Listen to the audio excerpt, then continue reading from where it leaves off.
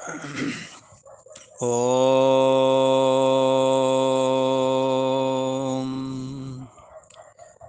ओम गुरु ब्रह्मा गुरु विष्णु गुरुदेव महेश्वरा गुरु साक्षात् परम ब्रह्म तस्मै श्री गुरुवे नमः। ओम योगेश्वर श्री कृष्ण भगवान की जय। ऐं सरस्वत्यै नमः। ओम शांति शांति शांति। पूर्व का प्रसंग चल रहा है, कर्म का प्रसंग चल रहा है और अर्जुन ने भगवान श्री कृष्ण से कहा था अध्याय के शुरुआती दौर में कि आपको कर्म की अपेक्षा ज्ञान ज़्यादा श्रेष्ठ है, तो आप मुझे घोर कर्म में, युद्ध रूप घोर कर्म में, ये कठिन कर्म है, ये कर्म हिंसात्मक कर्म है। कोई साधारण कर्म होता तो ठीक है, पर ये तो हिंसात्मक कर्म है, इसमें आप मुझे क्यों लगाते हैं? ज्ञान की अपेक्षा, कर्म की अपेक्षा यदि ज्ञान तुम्हें श्रेष्ठ लगता है तो कहने का मतलब हमें ज्ञान की बात बता देते। भगवान श्री कृष्ण ने कहा, अर्जुन बात तो बिल्कुल ठीक कह रहे हो, और हमें क्या पड़ी है ये घोर कर्म में लगाने की, पर तुम ही हमसे सहायता मांगने आए हो, और तुम राजा हो, तुम ही मुखिया हो, और आज तुम रथ छोड़ के भागना चाहते हो, गांडीव तुम्हारा गिरा जा रहा है, हमें तो कोई जरूरत है नहीं घोर कर्म में लगाने का। ये सेना किसने इकट्ठी की है? मदद कौन मांगने आया था? तो यदि देखें ये सब चीजें, तो ये सब अर्जुन ने ही किया है। भगवान श्री कृष्ण ने तो यहाँ तक कह दिया था कि मैं युद्ध में अस्त्र नहीं उठाऊंगा। इसलिए आज मैं उन लोगों को बता देना चाहता हूँ जो हमारी श्रीमद् भगवद गीता पर उंगली उठाते हैं और कहते हैं ये हिंसा प्रधान ग्रंथ है। उन लोगों को बता देना चाहते हैं यदि भगवान श्री कृष्ण पर कोई आक्षेप करता है तो ये गलत है। उन्होंने तो अस्त्र न उठाने की प्रतिज्ञा शुरुआती दौरान कर ली है। कदाचित कई लोग उन्हें आरोप लगाते हैं कि इन्होंने युद्ध कराया। ये बात भी सही नहीं है, ये बिल्कुल गलत है। भगवान श्री कृष्ण ने तो युद्ध ना हो इसलिए इसके सारे विकल्प तलाशे, और पांडवों के लिए 5 गांव मांगे कि चलो ठीक है तुमने राज्य ले लिया, पर पांचों पांडवों को उनकी गुजारा के निमित्त कम से कम 5 गांव दे दीजिए।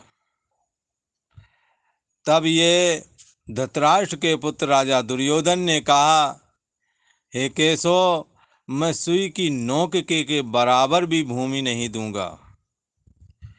न तो युद्ध पांडवों की ओर से अथवा भगवान श्री कृष्ण की ओर से युद्ध शुरू नहीं किया गया, युद्ध शुरू किया गया दुर्योधन की ओर से।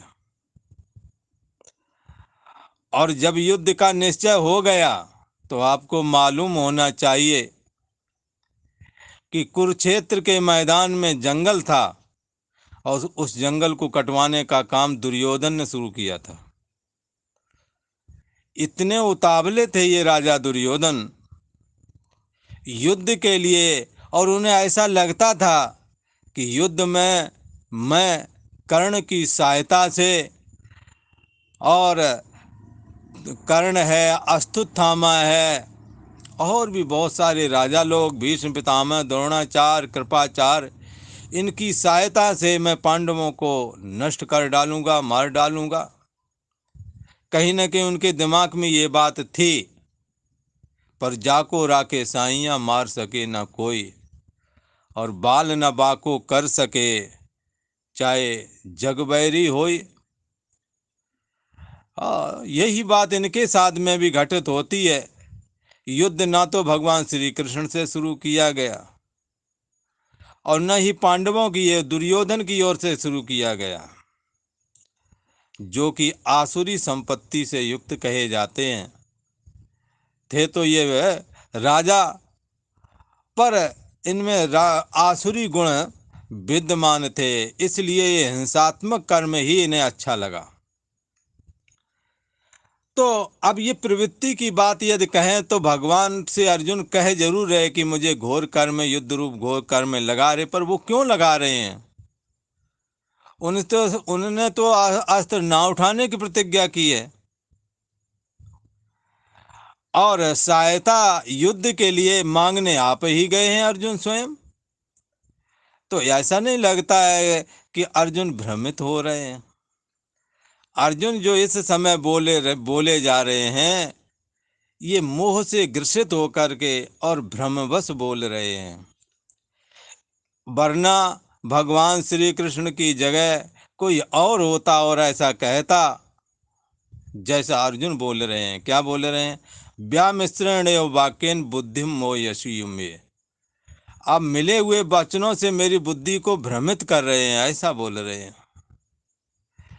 तो जबकि भगवान श्री कृष्ण तन मन धन से और अपनी सेना फौज फाटे से लेकर के इनकी मदद में हमेशा तत्पर रहे, हर आड़े वक्त में खड़े रहे, उनसे ऐसा कहना कि आप मुझे भ्रमित कर रहे हैं, तो उन्हें जरूर नाराज हो जाना चाहिए था।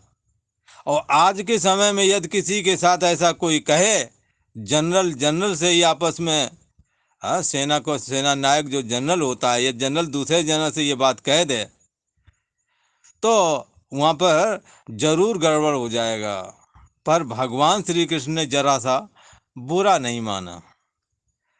उन्होंने नहीं माना कि ये हमसे ऐसे कह रहे, इतना सब करने के बाद में भी हम पर विश्वास नहीं करते। अर्जुन निश्चल है, निष्कपट है, निष्पाप है, ये जानते हैं। आज इसकी बुद्धि इस करके भ्रमित हो रही है क्योंकि मोह से ग्रसित हो गया है। इसलिए अपने भक्त के अपराध क्षमा करना भगवान के स्वभाव में होता है, इसलिए सहज ही क्षमा कर रहे हैं और उस ओर ध्यान भी नहीं जाता, बल्कि इस ओर ध्यान जाता है। अर्जुन निष्पाप है, इसलिए बहुत जगह अर्जुन के लिए भगवान श्री कृष्ण कहते हैं कि हे निष्पाप अर्जुन। अर्जुन को दोष दृष्टि रहित बताया है। ऐसे भगवान श्री कृष्ण अर्जुन को घोर कर्म में, युद्ध रूप कर्म में क्यों लगाएंगे? तो भगवान श्री कृष्ण आकर क्या कराना चाहते हैं, क्या करना चाहते हैं? कोई ऐसा कहे तो उसके प्रति कहते हैं चलो ठीक है, अर्जुन तो क्षत्रिय राजा है, उसका धर्म युद्ध करना बनता है, इसलिए युद्ध के लिए उन्होंने कहा कि भाई अपना युद्ध रूप कर्म करो। अगर उस जगह कोई ब्राह्मण होता तो कहते तो अपनी गायत्री जपा करो, वेद का स्वाध्याय करो, गायत्री हवन आदि करो, दूसरों को भी सतमार्ग में लगाओ, तपो में जीवन जियो। तो उसे ऐसा उपदेश करते हैं। यदि उसी जगह पर बैस होता तो कहते यही बात उससे कहते कि भाई आसक्ति और फल की इच्छा से रहकर, आसक्ति और फल की इच्छा से रहित होकर के अपने वाणिज्य रूप कर्म को कर। तो ये यहाँ पर वर्ण आश्रम के अनुसार उपदेश किया जा रहा है।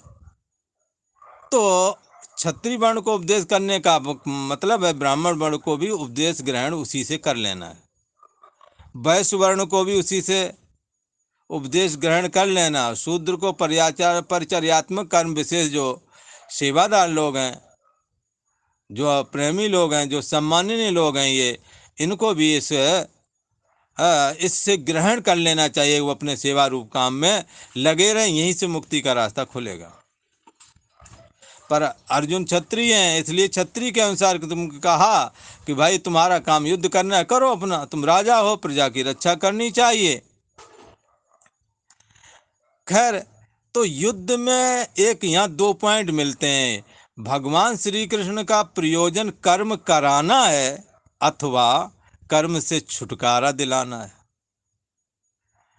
आप विचारें, गीता बिल्कुल निष्पाप है, आपको सच्चे अर्थों में सतमार्ग दिखाना चाहती है। गीता सच्चे अर्थों में आपको जीवन जीने की कला सिखा देना चाहती है। आपके कर्तव्य कर्मों को करने की ये स्मृति दिला रही है कि आप कैसे करें कि कर्म आपको बांधे नहीं। आप देखें, भगवान श्री कृष्ण कर्म करने के लिए प्रेरित कर रहे हैं। यहाँ युद्ध कर का मतलब कर्म कर, इतना अर्थ लेना है। तो कर्म करवाने में प्रयोजन है कि अथवा और कुछ है? तो आप देखें, भगवान श्री कृष्ण कर्म करवाने के लिए नहीं ये उपदेश करे, बल्कि कर्मों के बंधन से छुटकारा दिलाने में अभिप्राय है। कर्म बंधन से छुटकारा दिलाना, कर्म करके, ना करने से छुटकारा मिल जाएगा ऐसी बात नहीं। कर्म का फल जो हमें बंधन डालता है, ये हमें ना डाले, ये ऐसी एक विशेष विद्या सिखाना चाहते हैं। कर्म कराने में अभिप्राय नहीं, बल्कि कर्म फल से संबंध तोड़वाने में अभिप्राय है। कर्म जो बांधता है, ऐसा कर्म करवा के कर्म से संबंध विच्छेद कराने में अभिप्राय है, ऐसा कहा। इसलिए भगवान श्री कृष्ण यहाँ कहते हैं, मयि सर्वाणि कर्माणि। देखो, लोग कहते हैं एक सिद्धांत होता है और एक मत होता है। रामायण में एक जगह आता है, वेद पुराण संत मत एहू, बोला वेद का, पुराणों का और संतों का मत एक ही होता है लगभग। जो संत वेद और पुराण, भागवत जैसा पुराण, वेदों के विपरीत और भागवत जैसे ग्रंथ के विपरीत बोल रहा है, उसकी कोई भी बात स्वीकार करने योग्य नहीं है। जो भगवत गीता के सिद्धांत के विपरीत बोल रहा है, समझ लो ये बोल बेशक रहे हैं, बोलने की कला इन्हें आती है, ठीक है, पर ये अभी रहस्य को समझते नहीं हैं। इनकी बात स्वीकार करने योग्य नहीं है, क्योंकि गीता से मेल नहीं खाती है। ऐसा समझ करके, चाहे वो कितना बड़ा वक्ता ही क्यों ना हो, पर जिसकी बात गीता से मेल नहीं खाती, वेद के सिद्धांत से मेल नहीं खाती, पुराण भागवत पुराण से मेल नहीं खाते, बंधुओं, उनकी बात सुनी हुई यदि सुनना पड़े तो भी इस कान से सुनना, उस कान से निकाल देना, क्योंकि वो चर्चा आपके हित में नहीं है, उससे आपका कल्याण नहीं होना है।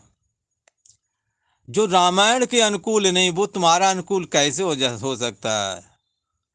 इसलिए वेद पुराण संत मत, जितने पुराण हैं उनका, वेदों का 4 वेद हैं, चारों वेदों का, और संतों ने जो वेद और पुराण पढ़ के जो निश्चय किया, उनका मत। वेद पुराण संत मत एहू, क्या? सकल सुकृत फल राम सनेहू। संपूर्ण सत्कर्मों का फल यही है कि हमारा परमात्मा से प्रेम हो जाए। और प्रेम से बोले, किसी ने कहा महाराज ये प्रेम की बात करते हो, यहाँ तो जीवन निकल गया प्रेम ही करते करते, इस प्रेम से क्या होगा? तो इसके विषय में कहते हैं, जब संतों से ये प्रश्न रखा गया कि महाराज लोग कहते प्रेम करो भगवान से, तो प्रेम करने से भगवान मिल जाएगा क्या? तो संतों ने कहा, अगर ऐसी बात है तो सुनो हमारा निश्चय। सुनाओ महाराज। बोले, सांची कहूँ सुन ले वो सबे, जिन प्रेम कियो तिन ही प्रभु पायो। जिन्होंने प्रेम किया है उसी ने परमात्मा की प्राप्ति की है, और कोई परमात्मा को प्राप्त नहीं कर पाया है, ऐसा कहा। पर ये प्रेम कैसे जन्मे, ये प्रेम कैसे उत्पन्न हो? बंधुओं, ये प्रेम कहीं खरीद के नहीं लाया जाएगा, या और तपस्या बहुत बड़ी करेंगे तब प्रेम जन्मेगा, ऐसा नहीं है। जो आप कर्म करते हैं इसी से प्रेम जन्मना है, और किसी से पूछने की जरूरत नहीं है। आपके आंगन में यदि कोई, आप झाड़ू डेली लगाते हैं, कोई दूसरा लगा दे तो लगेगा आज का काम बच गया हमारा, क्योंकि इसने झाड़ू लगा दिया। दिल रह जाता है। बड़े बुजुर्गों के संबंधी लोग जो हाँ काम से बचते हैं, उन्हीं में से कोई एक यदि थोड़ा भी कर देता है उन्हें बहुत लगता है, और यह डेली करने लगे तो उनका तो उसके प्रति प्रेम हो ही जाता है। ये ठीक है, इसके बगैर मैं नहीं रह सकता, ये हमारे को दूध देता है, ये हमारे को ये करता है, वो करता है, सारे काम गिना देंगे। जो बगल वाला आकर के बैठेगा ना, उसको सब गिना देंगे, ऐसा ऐसा करते हैं। ये किसकी पहचान है? प्रेम की पहचान है। तो प्रेम कैसे आया? प्रेम दूसरों को देने से आया। बोले क्या दे दिया उसने? अपनी सेवा दे दी, शारीरिक मेहनत दे दी। यदि दिमाग काम नहीं करता, आप दिमाग की मेहनत दे दें। बड़े बुजुर्ग हैं, कंप्यूटर नहीं जानते, आपने कंप्यूटर का काम कर दिया, खुश हो जाएंगे, प्रेम जन्म ले लेगा। प्रेम एक ऐसी वस्तु है जो अभिमान के रहते हृदय में खिल नहीं पाती। ये प्रेम रूपी फूल हृदय में जब तक अभिमान अहम अस्मि रहता है कि मैं भी कुछ हूँ, तो ये पूरा खिल नहीं पाता। इसलिए अहम को मिटा करके हम दूसरों के काम में आना चालू कर दें। इसी झाड़ू लगाने से प्रेम जन्मेगा, परिवार में जन्मेगा, फिर समाज में जन्मेगा, फिर ईश्वर के प्रति जन्म जाएगा। यही प्रेम आपका, यही शरीर वाणी और मन से होने वाली चेष्टा, जब स्वार्थ त्याग करके और कामना त्याग करके आप अपने और दूसरों के लिए जब ये सारे कार्य करने लगेंगे, तेहि कर फल पुण्य विषय विरागा। इसका फल बंधुआ ये होगा कि सबसे पहले तो 40 45 50 में उसके अंदर बैराग होने लगता, 50 वर्ष की अवस्था में, कि अब लगता है लड़कों का खेल है, अब हमें इन बातों से बचना है। अब ये लड़के हैं, ये करें जो भी करने के, ब्याह शादी ये जाने इनको क्या करना है, कैसा करना है, उपरामता हो जाती है। वरना जिन्होंने ये आचार सेवा, जिन्होंने ऐसे कृत्यों को नहीं किया है, वो वृद्धावस्था में भी विषयों के मोह से बच नहीं पाते। उन्हें विषय सुख की लोलुपता कई बार आगे ज़्यादा बढ़ जाती है। इसलिए जब दूसरों के प्रति सेवा और भाव रखेंगे, और उस सेवा भाव से दूसरों के हृदय में जो तुम्हारे प्रति जगह बनेगी, उससे पत्थर दिल भी पिघल जाता है, और सूखे हृदय में आर्द्रता जन्म ले लेती है। ये आर्द्रता प्रेम का रूप कहती है।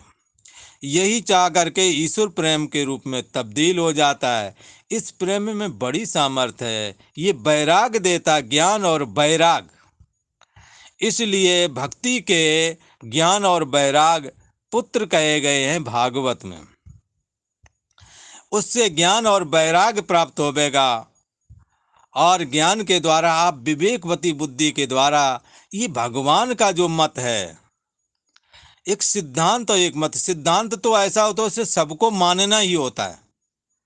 जैसे सिद्धांत है कि ऊपर को यदि कोई ढेला फेंकोगे वो नीचे ही आएगा, ऊपर नहीं जाएगा, गुरुत्वाकर्षण की वजह से। ये सिद्धांत है। इसलिए यदि आसमान से कोई चीज नीचे को गिरती है तो निश्चय ही पृथ्वी पर आएगी। तो इसको कौन अस्वीकार कर सकता है? ये सिद्धांत है कि पानी शीतल होता है, उसे गर्म कर दो, आप गर्म हो जाएगा, कुछ देर रहने दो फिर ठंडा पड़ जाएगा। ये सिद्धांत है, पर हमारा मत है। कोई कहते हैं ये हमारा मत है। क्या मत है भाई तुम्हारा? हमारा भगवान श्री कृष्ण का मत, इसको भगवत मत भी कहते हैं, भगवत सिद्धांत भी बोलते हैं। पर हम लोगों के मत में मतभेद हो जाता है ना। हम कहेंगे ये बात ऐसे, वो तो अगला आदमी कहेगा ये ऐसे नहीं ऐसे है। घर में बंटवारा हो रहा, बोले यहाँ से आधा पड़ता, बोले आधा यहाँ से पड़ता है। एक हाथ और अंदर से बोल रहा है, वो एक हाथ पीछे से बोल रहा है, झगड़ा तैयार, मतभेद। पर भगवान श्री कृष्ण की बात में बंधुओं मतभेद की गुंजाइश नहीं है। ये जगत का ईश्वर है, ये कोई जीव नहीं है कि इसके मत में भेद आ जाए। मतभेद नहीं है इनका। यद्यपि ये भगवान श्री कृष्ण अपने भगवत सिद्धांत को, जो कि अटूट है, जिसमें कोई भेद नहीं है, तो भी अपना हमारा मत है। तुम्हारे को अच्छा लगे तो मानना, और ना अच्छा लगे तो ना मानना। ये बात आगे सरकार बोलने वाले हैं। जब गीता की पूर्णाहुति होवेगी तब भगवान श्री कृष्ण कहेंगे हमारा ये मत है, हमने तो गीता तुम्हें सुना दिया, अब तुम्हारे को जैसी इच्छा करे वैसा करो। तो भगवान श्री कृष्ण कर्म करके कर्म के संबंध का विच्छेद कराना चाहते हैं, और उसके लिए उन्होंने प्रतिपादन किया कर्म योग और ज्ञान योग। अब भगवत मत के द्वारा जिनको ये कर्म योग और ज्ञान योग कठिन पड़ता है, उनके लिए भी एक रास्ता बताया और कहा कि तुम अपने संपूर्ण कर्मों को, सारे कर्मों को कह दिया। सारे कर्मों में तो निषिद्ध कर्म भी आ गए। तो कोई ऐसा कहे अब ये तो बहुत बढ़िया बात है, वो भी खत्म हो जाएंगे, हो जाएंगे, इसमें दो राय नहीं है। सो भगवान ने सीधा बोला शुभाशुभ फलेरेवं मोक्ष से कर्म बंधने। यदि तुम अपने समस्त कर्मों को मुझ में अर्पण करोगे तो हमारे तो मैं आपके शुभ और अशुभ संपूर्ण कर्मों का नाश करके कर्म बंधन काट दूंगा। शुभ का फल स्वर्ग आदि भोग अथवा सुख भोग, और ये पुण्य का फल है, और पाप का फल दुख है। तो ये सुख और दुख का जीवन में सिलसिला चलता रहता है, और ये कर्म से जुड़ा हुआ है। ये कर्म का बंधन तोड़ दिया, सुख दुख अपने आप खत्म हो जाएंगे। कर्म का बंधन तोड़ दिया, अहम अस्मि के दग्ध होने के बाद में कर्म रहता नहीं है। भगवान श्री कृष्ण ने कहा एक काम करो, कर्मयोग जैसा बताया वैसा करते रहो, ज्ञान योग जैसा बताया वैसा करते रहो। एक तीसरी बात और बता देते हैं सहज में कि अब आप अपने संपूर्ण कर्मों को विवेक विचार करके मेरे को अर्पण कर दो, और मैं हूँ अनंत, मेरे में कर्म ठहरता नहीं। यदि तुम हमें कर्मों को दोगे तो तुम्हारे कर्म हमारे में ठहरेंगे नहीं, हमारे पर कोई असर नहीं होगा, पर तुम्हारे पर असर होगा। इसे तुम सारे कर्म हमें दे दो, यही काम कर लो। भाई तुम्हारा को कर्मों का बोझ उठाया नहीं जाता।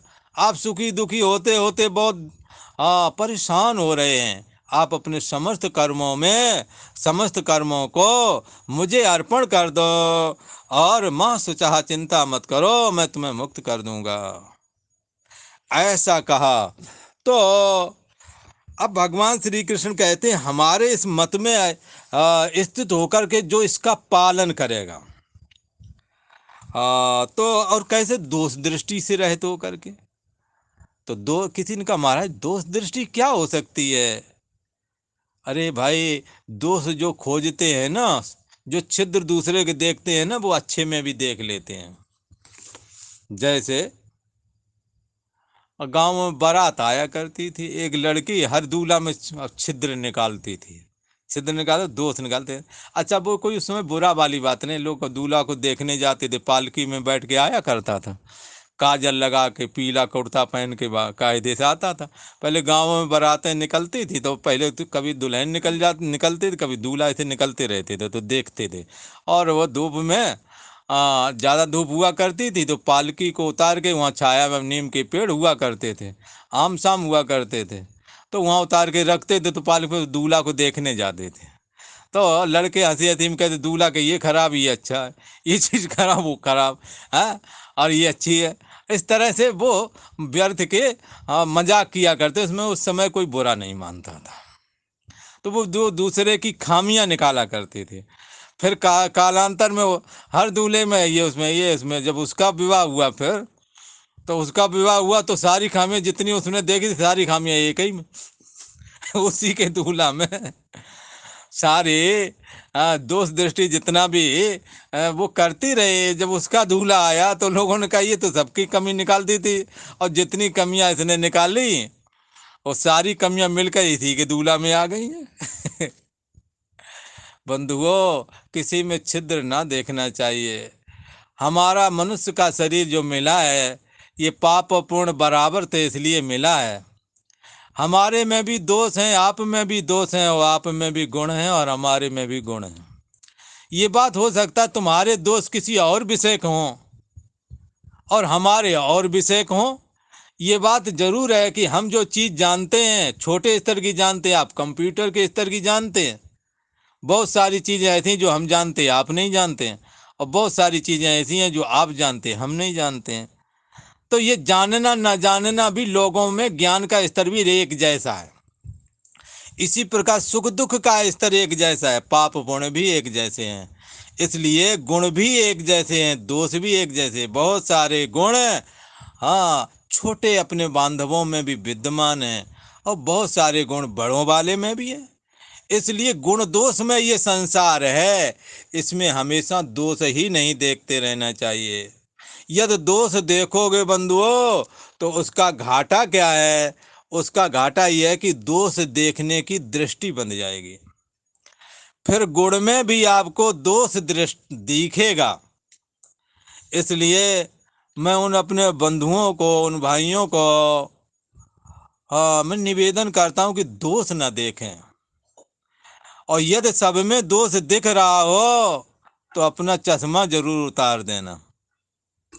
यदि सब में दोष दिखने लगे, परिवार के सब लोग दोषी दिखें, सब हरामी दिखें, सब फरेबी दिखें, और ऐसा कहते हुए लोगों को दिखा उन्होंने हमारा ज़्यादा लिया, उसने ऐसा ले लिया, उसने ऐसा, जब देखो तब सबकी कटिंग करने में लगे पड़े, सब में दोष निकालते हैं। ऐसे लोगों से कहना चाहता हूँ कि सब में जब दोष दिखने लगे तो फिर अपने में दोष आ गया है ऐसा मान लेना। वरना इसका दृष्टांत ऐसे भी कहते हैं, एक जगह एक आदमी को सब जगह काली दिखने लगी, जबकि काली हर जगह नहीं थी, हरी भी थी, पीली भी थी, सफेद भी थी, पर उसे काला ही काला दिखता था। तो किसी बुजुर्ग से कहा कि इसे तो सब काला ही दिखने लगा है। बोले आंखों पर देखो, कुछ काली पट्टी तो नहीं बांधा या काला चश्मा तो नहीं लगाए, कहीं देखो तो सही। पता लगा है वो तो काला चश्मा लगाए है। अरे बोले ये तो काला चश्मा लगाए, बस इसी वजह से दिखता है हर जगह काला काला, और ये समस्त परिवार में इसे दोष दिख रहा है, सभी धूर्त इसे मालूम पड़ रहे हैं। इसकी आंखों में, विवेक रूपी आंखों पर दोष रूपी चश्मा लग गया है, इसे उतार फेंको, वरना आप जिंदगी में कभी गुण न देख पाओगे, और जो गुण देखते हैं उन्हें कभी दोष नहीं दिखता। इसलिए भगवान श्री कृष्ण सर्वथा निर्दोष हैं, उन्होंने भी कोई कोई दोष देखता था। कौन देखते थे? वही जो काला चश्मा लगाए। जो सब में दोष देखते थे, उनके दोष देखने की आदत ने इन निर्दोष भगवान श्री कृष्ण में भी दोष देखे थे। उस समय में, जिस समय भगवान श्री हरि अवतार का पीरियड था, भगवान श्री कृष्ण के विग्रह में वृंदावन, गोकुल आदि जगह पर अपनी लीला क्रीड़ा विलास करते थे, पर उन निर्दोष होने पर भी उन्हें मार डालने के लिए लोगों ने राक्षस भेजे। शिशुपाल तो 100 गाली डेली देता था भगवान श्री कृष्ण को, कि वो दोषों का बखान करता था, जबकि दोष उनमें कोई था नहीं। गीता कहना चाहती, भगवान श्री कृष्ण का ये मत है, इसमें तुम ये जो दोष दृष्टि रखने वाले हैं उनकी बातों में आकर कहीं इस मत में दोष न देख लेना। यदि तुमने दोष देख लिया तो भगवान श्री कृष्ण का जो भगवत सिद्धांत है, जो भगवत मत है, इसमें आप स्थित ना हो पाओगे। इसलिए दोष दृष्टि का त्याग करके भगवान श्री कृष्ण कहते हैं कि जो श्रद्धा युक्त होकर के मेरे मत का सदा अनुसरण करते हैं, सदा अनुसरण करते मतलब प्रतिदिन अपने कर्मों को अर्पण करते हैं। हे प्रभु, सुबह से लेकर के अब तक किए हुए हम अपने समस्त कर्मों को परमात्मा नारायणार्पण मस्तु करता हूँ या कृष्णार्पण मस्तु करता हूँ, ऐसा प्रतिदिन परमात्मा के सम्मुख सच्चे दिल से बोलते हैं। ऐसा करके ये भगवान के जो जो भगवत मत है, मानो उसमें प्रवेश पा लिया है। तो कहते हैं कि सदा अनुसरण करते हैं, वो भी संपूर्ण कर्मों के बंधन से छूट जाते हैं, ऐसा कहा। परंतु ये 32वां श्लोक है, ये 3रे अध्याय का। इसमें भगवान श्री कृष्ण कहते हैं कि जो हमारे मत के अनुसार श्रद्धा पूर्वक चलते हैं, जो हमें दोष दृष्टि नहीं देखते, वो तो कर्मों के बंधन से छूट जाते हैं, अर्थात मोक्ष को प्राप्त हो जाते हैं।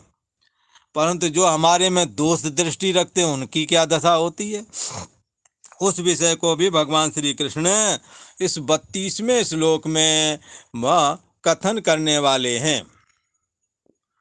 भगवान श्री कृष्ण कहते हैं, हे अर्जुन, तो ये 32वां श्लोक है, आप लोग मिला लेना।